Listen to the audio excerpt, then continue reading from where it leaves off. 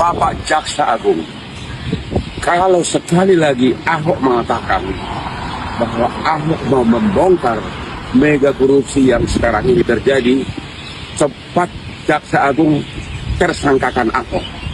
Karena kalau dia mengatakan sekarang dia mau bongkar, berarti dia punya data.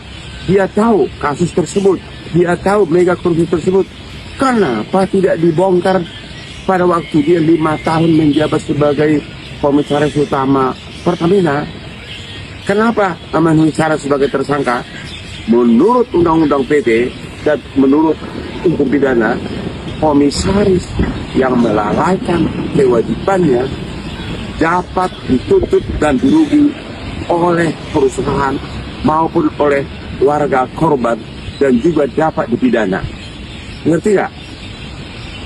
Kalau dia mengatakan membongkar berarti dia udah tahu, atau memang dia tidak tahu apa-apa, hanya mau tebar pesona, mau nebeng populer, karena selama jadi komisaris dia sibuk bermain golf. Kepada para pendukung Ahok, saya hanya minta Hotman hanya memakai logika hukum. Kamu jangan pakai pantat, mikir jangan pakai pantat ya, para pendukung Ahok. Lu mau ngomong apapun, gua akan tetap mengatakan apa adanya secara hukum. Saya bukan buzzer. Income saya lebih besar dari gaji 10 orang menteri. Tanya kepada Pak Prabowo, saya tidak pernah tertarik jadi birokrat, oke? Dan saya perhatikan, sekali dia mengatakan mau bongkar, berarti dia tahu. Kalau dia tahu, berarti dia lalai. Kalau dia lalai, perdata pidana adalah sanksinya. Kata Dr. Hotman Paris, coba Anda bayangkan, sekiranya Kejaksaan Agung tidak bongkar kasus ini, maka akan berlanjut tindak pidana korupsi tersebut. Bayangkan berapa ratus triliun tiap tahun akan berlanjut terus. Ya. Pertanyaannya adalah, Ahok tiba-tiba teriak akan saya bongkar. Pertanyaannya, sekiranya Kejaksaan Agung tidak bongkar kasus itu, apakah Ahok akan diam selamanya? Itu dia pertanyaannya. Atau memang dia tidak punya data apa-apa, cuma mau pansos, tiba-tiba ikut nebeng populer, seolah-olah mau bongkar. Jadi sekiranya Kejaksaan Agung tidak bongkar, berarti kasus ini akan berlanjut terus. Tiap tahun ratusan triliun. Dan selama ini Ahok diam. Pak, dia dulu logikanya. Kalau you pakai logika, maka memang ada keanehan besar dalam sikap Ahok ini. Intinya dia bilang, saya akan bongkar. Berarti dia tahu sesuatu. Kalau benar dia tahu sesuatu, dan kalau Kejaksaan Agung tidak membongkar, berarti korupsi akan berlangsung terus. Itu makanya saya mengatakan sangat di luar nalar kalau Ahok tiba-tiba mengatakan akan saya bongkar. Padahal itu tindak pidana korupsi terjadi pada periode dia dan tugas dia sebagai pengawas.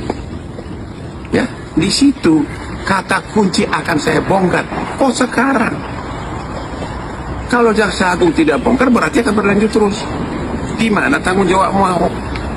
Saya sebagai pengacara 40 tahun nggak terima logikanya dikit pun. Biar para pendukung Ahok pakai otak.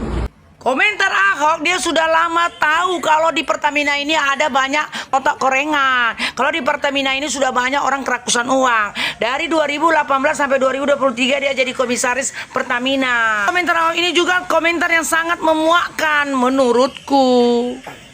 Semua catatannya yang saya pegang, satu hari ganti rezim, kok penjarain kalian semua. Kalian ingat baik-baik kalimat saya direksi. Saya boleh keluar dari sini, tapi catatannya... Kalau memang kau anti korupsi, kenapa baru sekarang buka kartu? Kenapa nggak dari dulu-dulu Pak Ahok? Wajarkan ya Ahok ya, mantan komisaris Pertamina, wajarkan hari ini penghitung semuanya uang yang sudah dirampok oleh pejabat-pejabat Pertamina ini. Itu yang cocok kurasa, karena pejabat komisaris inilah yang mengerti soal semuanya yang ada di Pertamina. baik keuangannya, baik pembukuannya, baik manajemennya, baik semuanya lah. Orang-orang yang mau ngoplos ini pun si Ahok ini tahu. Jadi kesimpulanku ini data, lihat cek berapa banyak mereka mengoplos minyak premium jadi minyak Pertamax, dan data juga. Nah, berapa banyak masyarakat yang sudah tertipu. Bisa kuhitung, dikali-kalikan, dikira-kirakan per hari aku mengisi Pertamax itu 20 liter. Bayangkan aja, kalau 5 tahun ada berapa liter? Kalikan Ahok. Dan plus denda. Jangan hanya masyarakat saja kalau melanggar peraturan, kalian denda pejabat otak korengan. Hari ini kalian denda juga semua pejabat yang sudah menyimpan uang bertriliun ribuan triliunan itu. Kalian ambil, kalian pulangkan ke masyarakat yang sudah kalian tipu, yang sudah kalian rampok. Itu aja. Mau masalah kalian ribut di media sosial, mau kalian di penjara berapa tahun itu nggak ada urusan. Karena kami tahu semua masyarakat, kalian bisa menyogok, kalian bisa memanipulasi berita, kalian bisa memanipulasi semuanya lah. Hah? Kalian aturkan semuanya. Jadi hanya ini aja permintaan kami, kembalikan uang masyarakat yang udah kalian tipu. Contoh aku, satu hari 10 liter menggunakan Pertamax. Kerugiannya berapa Pak selama 5 tahun? Iya kan? Data. Itu baru namanya komisaris. Nggak cukup berkor-kor Pak Ahok. Oke lah ya, kurasa uang ribuan triliun itu masih ada kalian simpan. Dan 7 pejabat yang sudah tertangkap ini ada juga gangsternya. Iya kan? Nah, itu nggak urusan masyarakat. Itu kalian aja lah itu yang mengotak-ngatik hukum di Indonesia ini. Kalian lah itu semuanya. Permintaanku, kembalikan uang yang sudah kalian rampok plus denda. Ada yang menarik dari pernyataan Ahok ini.